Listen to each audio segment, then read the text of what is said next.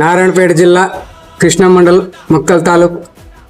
మా ఇల్లు ఒకప్పుడు చాలా డౌన్లో ఉండే అది అని చెప్పేసి ఒకప్పుడు ఇంతకు ముందు జాకీలతో లేపి అని ఒక ఇంత ముందు వీడియోలు కూడా తీసినాం. కట్ అయింది ఇక్కడ ఉండే పిల్లర్ ఇంతవరకు లిఫ్టింగ్ వచ్చింది మనకి. ఈ పిల్లర్ బాగా స్ట్రాంగ్ గా మళ్ళీ వేసినాడు. వేసిన తర్వాత మళ్ళీ ఇంకొక ఫ్లోర్ కూడా వేసుకోవచ్చు. స్ట్రాంగ్ వేసినాడు. కటింగ్ అయ్యి ఇక్కడ ఉండేది.